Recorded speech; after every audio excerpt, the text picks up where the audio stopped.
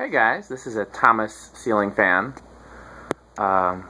Collectors call these Thomas Fascos because they in many ways are identical to Fasco ceiling fans, and that's been a great mystery to us because a lot of the parts are identical to Fasco. In this case, the bottom housing piece, the sideband, the switch housing, the switch cap, the blades, the blade badges, the flywheels, pretty much everything except the top housing piece, the down rod and the canopy, and the finial on the switch cap is exactly the same.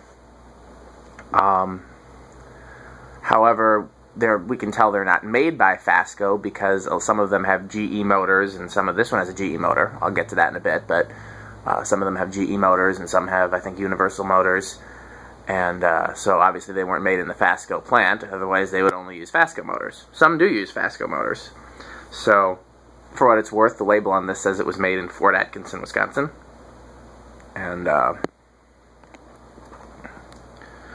so it appears that either Thomas bought parts from Fasco and then made their own fans, or Thomas bought parts from the same place Fasco bought parts and then made their own fans.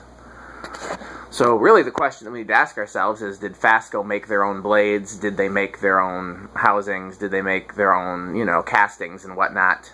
Or did they have those done, by outside plants? Did they contract those out and then just assemble the fans with their motors? I don't know that. I wish Jim Lindsay was still alive. I would ask him and he would know. I don't know anyone else that is a historical Fasco expert on vintage and antique. But, yeah. So I'm inclined to think that Fasco probably made a lot of their stuff in-house, and Thomas bought it from them and then assembled their own fans with whatever motors, but that's just a guess. So here, like I said, the blades. A couple other unique things about this. These are solid oak blades. If you watch my videos, you know I normally do not like oak, but I am making an exception here. These are gorgeous, and I can't recall having ever seen solid oak blades of this shape before, the Fasco Emerson shape. So that's really cool to me. Also, this fan is both antique and polished brass, which is something that you saw in a lot of Fascos, where they would have an antique brass fan, but it would have some polished brass parts on it, usually the blade irons if nothing else. In this case, the blade irons, blade badges. Gonna